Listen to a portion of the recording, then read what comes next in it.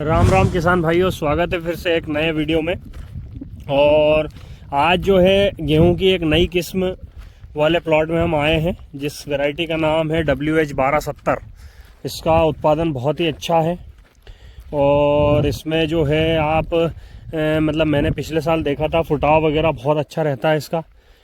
बीज दर भी इसका अगर आप कम रखेंगे तो इसमें अच्छा उत्पादन आता है।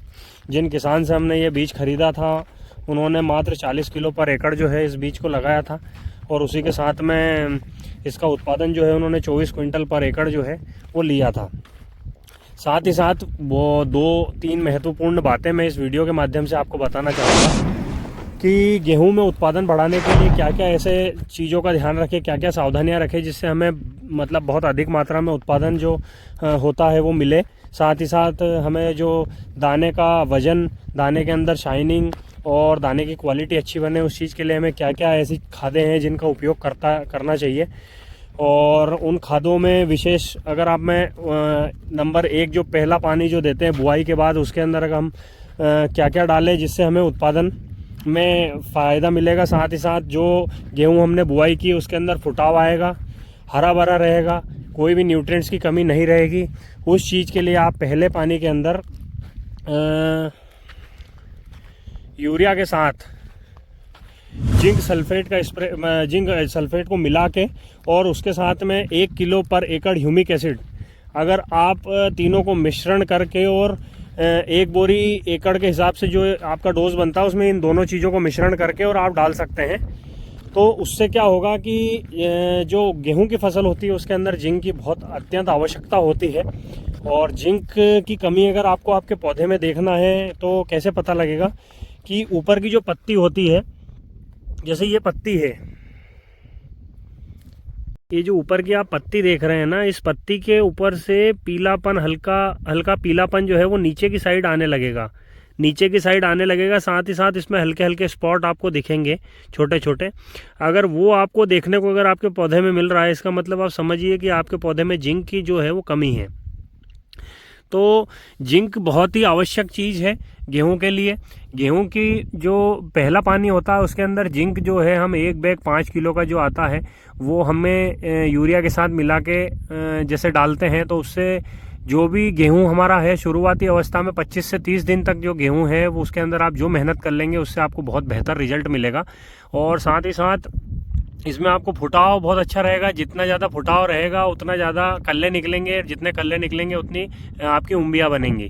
तो ये एक बहुत बेसिक जानकारी है जो कई किसान भाइयों तक अभी तक नहीं पहुंची है, या मतलब सोचते हैं कि इतना लागत नहीं लगाना चाहिए। और लगभग जो हम लोग जो क्या है ज़मीन का इस्तेमाल 2 से 3 फसल में कर रहे हैं, तो ज़मीन में इतना न्यूट्रिएंट्स अब बचा नहीं है। ज़मीन का pH लेवल जो है वो 8, 8.5 के लगभग जा रहा है। तो ज़मीन को हमें कुछ ना कुछ ऐसी चीज़ें देना पड़ेगा जिससे जो पोषक तत्व है उनकी पूर्ति जो है वो हो जाए, जिससे हमें उत्पादन में बहुत ही बेहतर फ़ायदा मिले। तो ये अगर आप जिंक का स्प्रे अगर करेंगे, जिंक का स्प्रे भी कर सकते हैं। जिंक को आपको पहले पानी के अंदर तो आपको 5 किलो का बैग जो है यूरिया के साथ मिला के डाल दीजिए। साथ ही साथ जब दूसरा पानी लगाएं उससे पहले आप जो है कोरोमंडल कंपनी का 39% जिंक आता है उसका एक स्प्रे करिए। साथ ही साथ माइक्रोन्यूट्रिएंट लीजिए। और उसके अंदर अगर आप करेंगे तो क्या होता है कि टिलरिंग जो उस टाइम पे भी आती है, या और कहीं भी पौधे को अगर आवश्यकता लगती है तो पत्तों के द्वारा जो है उसकी पूर्ति हम फिर से कर सकते हैं। इसका खर्चे की अगर हम बात करेंगे तो 150 रुपये एकड़ का जो है इसका खर्चा है लिक्विड जिंक का। बहुत ज़्यादा खर्चा नहीं है, लेकिन इससे क्या है, ये छोटी चीज़ों से बहुत ही ज़्यादा फ़ायदा मिलता है। तो खेती किसानी का जो है सिर्फ टाइम पे अगर आप चीज़ें उसको देंगे तो आपको बेहतर परिणाम मिलेंगे। अब बची बात दूसरे पानी के पहले हमें क्या क्या चीज़ें डालना चाहिए और क्या क्या सावधानियां रखना चाहिए जिससे हमें बेहतर उत्पादन मिले। साथ ही साथ बीज की क्वालिटी अच्छी बने और दाने में वजन रहे, शाइनिंग रहे, ताकि कहीं भी हम बेचने जाएं तो उसमें हमें बेहतर रेट मिले। तो दूसरे पानी के अंदर हम बात करते हैं, 1 बोरी यूरिया जो है हमें दूसरे पानी के अंदर 1 बोरी यूरिया, उसके साथ में हमें 25 किलो पोटाश, जो MOP आता है लाल पोटाश, वो लेना चाहिए। उसके साथ में अगर आप एड ऑन अगर कर सके तो सागरिका जो है वो सागरिका अगर आप लेंगे तो उसके बाद गेहूं के अंदर आपको एडिशनल इसके अलावा कुछ भी नहीं डालना पड़ेगा। ये मेहनत सिर्फ 2 पानी की है और 2 स्प्रे की है, जो कि हम अगर ये मेहनत कर लेते हैं तो हमें उत्पादन अच्छा लेने से कोई नहीं रोक सकता। तो ये चीज़ें जो है शुरुआती अवस्था में हमें ध्यान रखने की है।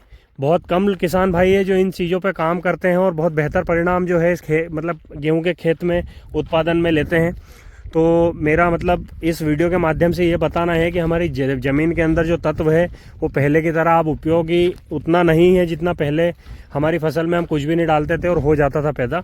अब समस्या कुछ और है कि हम फसलें ज़्यादा ले रहे हैं, ज़मीन को जो है पूरी तरीके से सूखने नहीं दे रहे हैं, अंदर का फंगस जो है वो पूरी तरीके से मर नहीं रहा है, इसीलिए हमें इतनी बीमारियों का सामना करना पड़ रहा है। गेहूं के अंदर हम देख रहे हैं कि इल्लियाँ भी लगती है, जड़ के अंदर इल्लियाँ लग रही, गेहूँ सूख रहा है। तो ये सारी जो समस्या है ये कहाँ से आ रही है? हम जो खेत में बार बार फसल जो लगा रहे हैं ना, इसी के कारण खेत पूरी तरीके से सूख नहीं रहा है, पूरा फंगस नहीं मर रहा है, इसीलिए समस्या आ रही है। तो ये न्यूट्रिएंट्स की पूर्ति हमें जो है बहुत ही आवश्यक है। अगर हम एक अच्छे फार्मर की तरह और अच्छा उत्पादन हमारे खेत में लेना चाहते हैं और साल जो है उसको अच्छा बनाना चाहते हैं, तो इन चीज़ों का आपको जो है छिड़काव करना पड़ेगा। ये डालने के बाद आपके खेत में जो आप टिलरिंग देखेंगे, आपका जिंक डालने के बाद आप टिलरिंग देखेंगे, ब्रांचिंग देखेंगे। तो ब्रांचिंग भले आप कहीं भी डाल के देखना और जहाँ नहीं डाला वहाँ पे आप दोनों पौधे जो है निकाल के और काउंटिंग कर लेना, उसमें बहुत बेहतर परिणाम आपको मिलेंगे जिसमें आपने डाला है, और इसमें उत्पादन भी आपको बहुत अच्छा देखने को मिलेगा।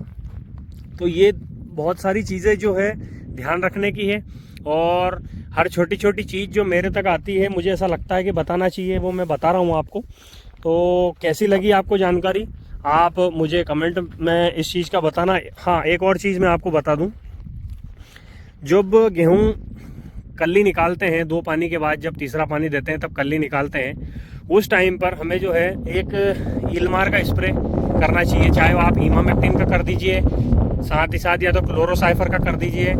और उसके साथ में आपको एक विशेष ध्यान ये रखना है कि हमें एक फंगीसाइड जो है, बहुत ही अच्छा फंगीसाइड एक इस्तेमाल करना पड़ेगा। उत्पादन में उसका भी बहुत बड़ा रोल रहता है।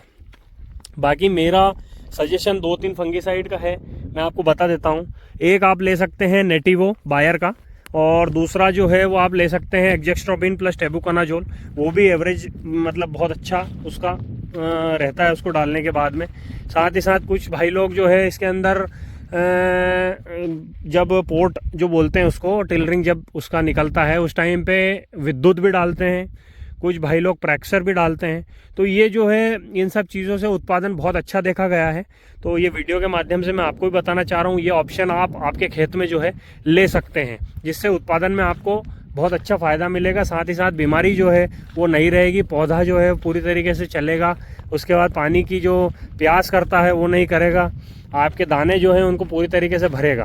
तो ये सब चीज़ों का फ़ायदा आपको मिलेगा अगर ये आप जो मैं बता रहा हूँ ये पद्धति से अगर आप चलेंगे तो आपको बहुत बेहतर परिणाम मिलेंगे। तो इसके अलावा कोई अगर जानकारी छूट रही है जो मैं नहीं बता पाया तो आप मुझे कमेंट बॉक्स में पूछ सकते हैं, मैं आपको उसका भी जो है वीडियो बना के आपको जानकारी दूंगा। तब तक के लिए धन्यवाद, जय हिंद।